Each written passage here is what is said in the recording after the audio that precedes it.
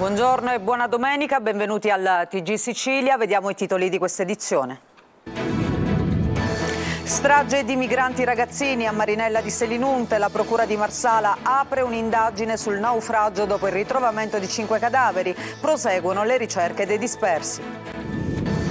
A Palermo emergenza rifiuti senza fine, la Galla firma una nuova ordinanza per la discarica di Bellolampo che non riesce a trattare le tonnellate di rifiuti che arrivano ogni giorno.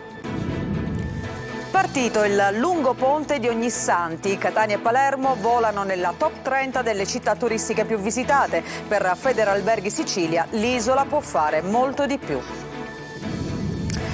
A Catania la tradizionale Fiera dei Morti, allestita nel parcheggio scambiatore di Fontanarossa. Oltre 150 gli stand per un appuntamento amato da grandi e piccini. Politica, il ritorno di Gianfranco Miccichè, l'ex presidente dell'Ars, appare in prima fila alla convention del Movimento per l'Autonomia. L'Azzurro pensa però ad un suo movimento. Calcio, tra poco in campo le tre siciliane, il Catania ospita l'Avellino in un match decisivo per la panchina di Tabbiani. Per i rosa vietato sbagliare al Barbera contro il Lecco, trasferta complicata per il Messina a Crotone.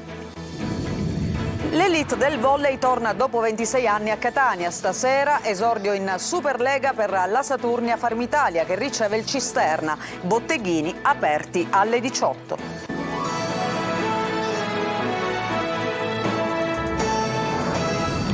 Lo avete sentito dai nostri titoli, la Procura di Marsala, squadra mobile e carabinieri al lavoro per individuare gli scafisti che hanno trasportato fino a Marinella di Selinunte l'imbarcazione che ha naufragato. Stamane intanto sono riprese le attività di ricerca in mare e ieri altri 4 migranti morti sono stati trovati su un barcone al largo della Libia. Ma sentiamo il punto sulla situazione di Laura Spanò.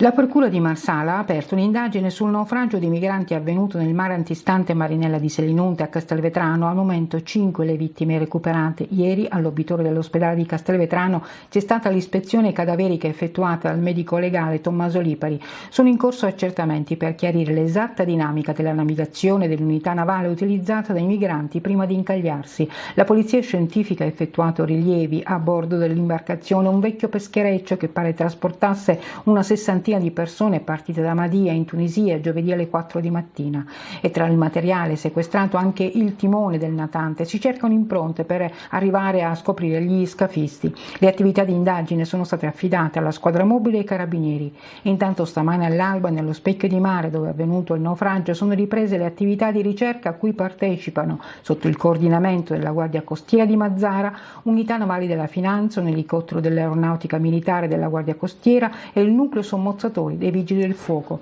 Al momento le ricerche in mare però hanno dato esito negativo. Le forze di polizia sono impegnate anche sulla terraferma alla ricerca di possibili altri superstiti. Il natante infatti si è arenato presso la foce del fiume Belice.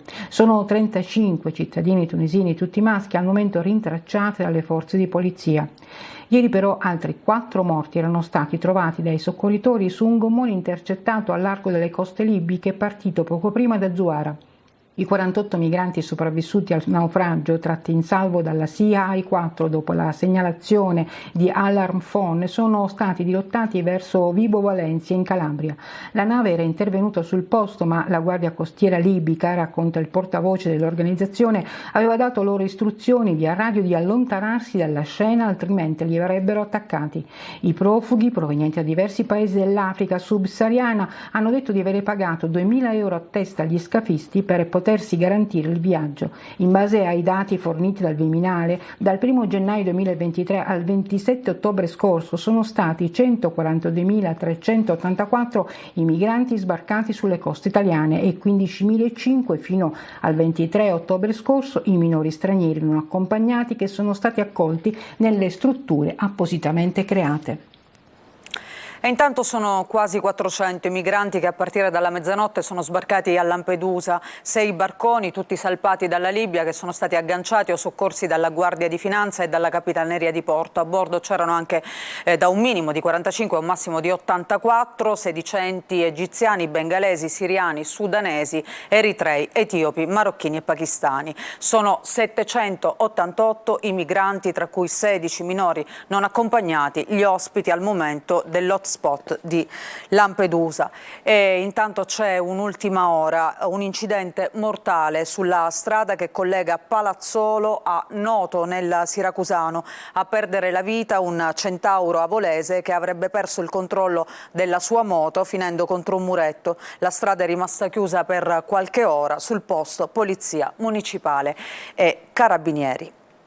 E di nuovo emergenza rifiuti a Palermo. Per evitare che l'immondizia resti per strada, il sindaco Lagalla ha firmato una nuova ordinanza emergenziale per la discarica di Bellolampo. Non è stata ancora consegnata la settima vasca e gli impianti quindi non riescono a trattare le 850 tonnellate di rifiuti che arrivano ogni giorno. Manlio Viola. E di nuovo emergenza rifiuti a Palermo e in buona parte della Sicilia occidentale. La discarica di Bellolampo, l'unica pubblica nell'isola, non è in grado di trattare in via ordinaria la gran mole di rifiuti che arriva ogni giorno e il sindaco di Palermo, Roberto Lagalla, è stato costretto ieri sera a firmare d'urgenza una nuova ordinanza che prevede speciali forme di gestione presso il polo impiantistico, ovvero la prosecuzione, tra l'altro, dell'utilizzo di mezzi mobili di tritovagliatura. La precedente ordinanza emergenziale, varata a luglio scorso, è infatti scaduta 2 giorni fa. La premessa è che la Regione non ha ancora consegnato la settima vasca della discarica e neppure quello stralcio della stessa settima vasca che doveva essere pronto a luglio scorso. La consegna era stata rinviata a ottobre, ma anche questo appuntamento non è stato rispettato. Sono in corso ancora le procedure di collaudo. A Bellolampo dall'inizio di luglio si stanno effettuando interventi di ammodernamento del TMB, ovvero l'impianto di trattamento meccanico e biologico dei rifiuti, in grado di trattare 750 tonnellate al giorno delle 850 che arrivano quotidianamente in discarica. Un contesto di gestione così precario che la RAP già nel giugno scorso ha avviato rapporti con altri impianti siciliani che potrebbero accogliere l'indifferenziata prodotta nel capoluogo. Ecco perché il sindaco si è già trovato costretto a ordinare l'utilizzo di non ordinarie forme di gestione dei rifiuti. È stata la stessa RAP a chiedere mercoledì scorso che Lagalla intervenisse con una nuova ordinanza per evitare pericoli per l'igiene pubblica e scongiurare l'emergenza ambientale. La gestione dunque procede sul filo di lana in un territorio di confine fra l'emergenza e il danno ambientale, una sottile linea grigia piena di rischi di ogni tipo e natura. In seguito al ritrovamento di alcuni ratti nel reparto di rianimazione dell'ospedale Guzzardi di Vittoria nel Ragusano, il reparto è stato chiuso dalla direzione sanitaria del nosocomio e i pazienti sono stati trasferiti in altri reparti di appoggio. La presenza di topi è stata accertata nell'ala vecchia, al secondo piano dell'ospedale. La direzione dell'ospedale ha già provveduto a predisporre un servizio di derattizzazione, disinfestazione e bonifica che richiederà qualche giorno di lavoro per la ditta incaricata. E poi c'è anche una nota dell'ASP che dice l'episodio è da ritenersi isolato.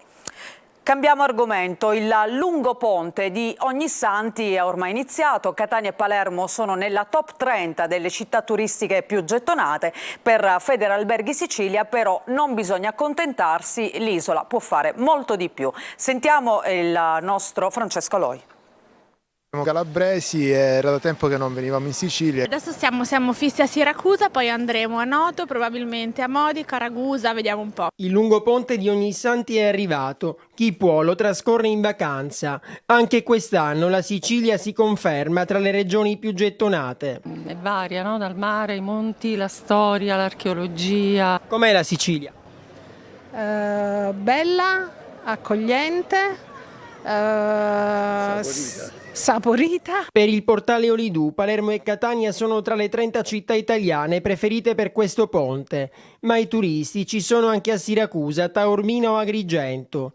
Numeri positivi per le strutture alberghiere. A Palermo il 90% delle camere è occupato, dato ben al di sopra della media regionale che supera di poco il 60%. È un dato importante anche dal punto di vista del soggiorno mediamente più lungo, anche frutto di un ponte molto lungo. Mentre nel resto d'Italia si fanno i conti con il maltempo, il sole della Sicilia fa gustare la primavera.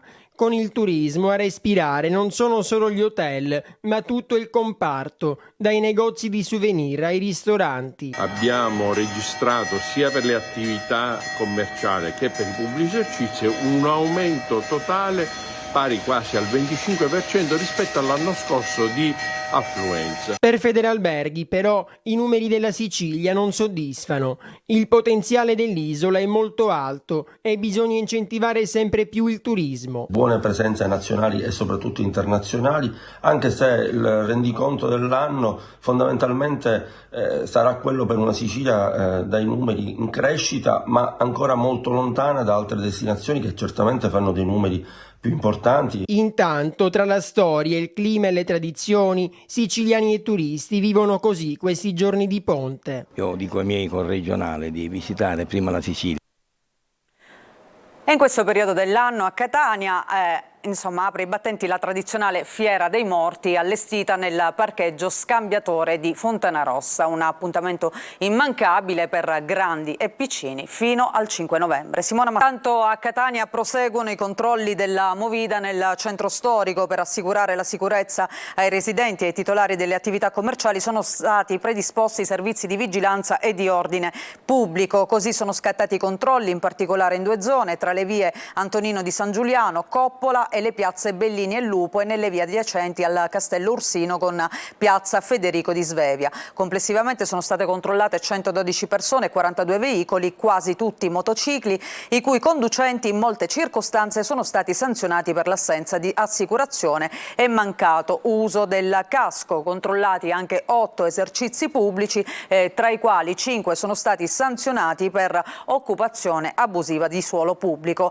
Non c'è solo la Movida, intensificato anche il servizio delle forze dell'ordine in via Etnea e all'interno della villa Bellini per contrastare i fenomeni di bullismo e di atti vandalici, soprattutto delle baby gang. Parliamo di politica siciliana perché ricompare Gianfranco Miccichè, l'ex presidente dell'ARS, in prima fila alla convention del Movimento per l'Autonomia, invitato da Raffaele Lombardo. Ma non si tratta di un'adesione. L'Azzurro pensa già a dare vita ad un suo movimento, così come fece nel 2011 con Grande Sud. E intanto Lombardo rilancia i concetti autonomisti e manda a dire a Schifani che non si può fare sempre quello che vuole Roma. Manlio Viola. Sale la tensione dentro la maggioranza che sostiene il governo della regione, una tensione frutto di tanti piccoli scontri sopiti, ma anche di nomine rinviate e di norme che non procedono come dovrebbero. A lanciare il suo sussulto autonomista è l'ex presidente della regione Raffaele Lombardo, per il quale la Sicilia deve ritrovare la sua identità autonomista che rischia di perdere. Qui si fa soltanto quello che vuole Roma, avrebbe detto ieri nel corso dell'assise del Movimento per l'Autonomia, tenuta a Palermo per tirare le fila e avviare il percorso che porterà da qui a giugno alle elezioni europee. Rinvigorito dal rinnovato accordo con la Lega, Lombardo manda a dire al governatore Renato Schifani di non essere un nemico, ma serve più autonomia, un concetto ribadito anche dalla stessa Lega, che attraverso il suo commissario Annalisa Tardino invita a maggiore coraggio per la riforma della sanità, per la scelta dei manager, per le norme su edilizia e sanatoria.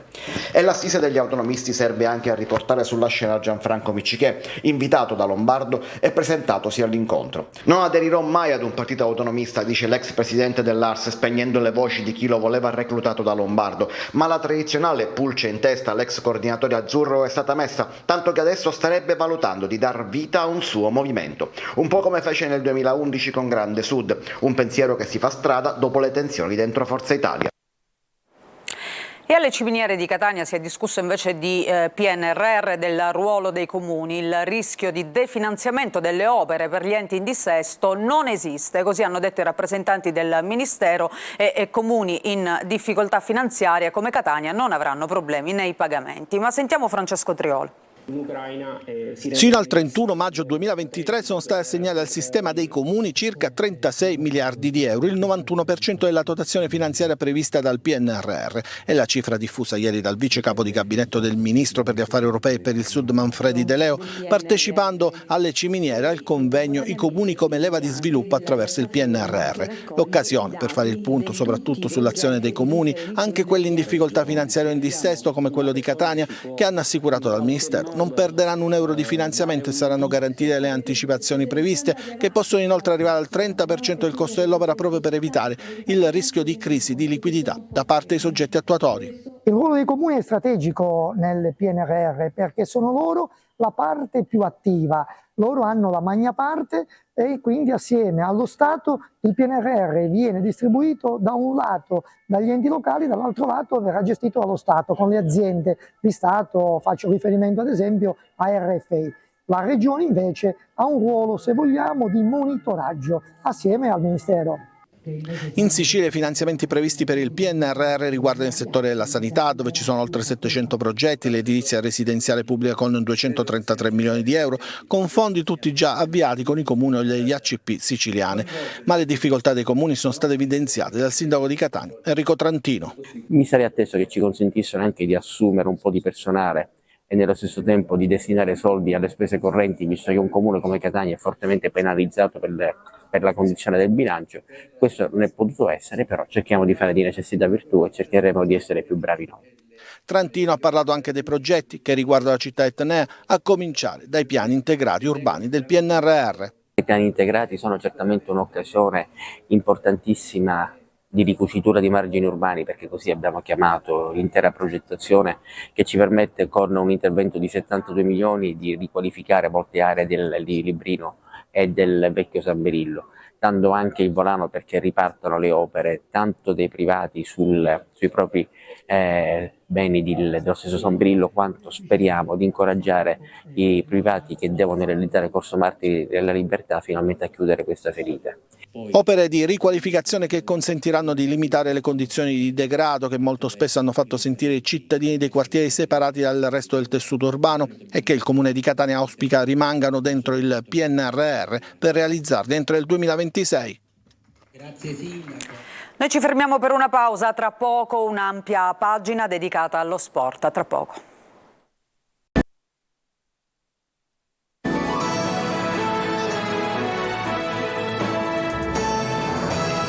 Apriamo la nostra pagina sportiva e allora cominciamo con il calcio. Alle 16 il Catania scende in campo al Massimino contro l'Avellino, secondo in classifica. L'obiettivo dei rossazzurri è quello di superare questo momento difficile. Francesco Triolo. Polemiche, tensioni, malcontento, tutto da cancellare. Il Catania vuole mettersi alle spalle una settimana difficile, soprattutto fuori dal campo, e per farlo deve costruire una grande prestazione contro una delle squadre più in forma del girone. Quell'Avellino reduce da 4 vittorie consecutive, adesso secondo in classifica. Tabbiani ieri nel presentare la partita ha voluto cancellare alibi e discussioni, sottolineando l'unione dello spogliatoio. Elemento fondamentale in queste situazioni, si cerca compattezza anche a costo di sacrificare qualche pezzo pesante, come Rizzo non inserito nella lista dei convocati, dove invece è tornato De Luca.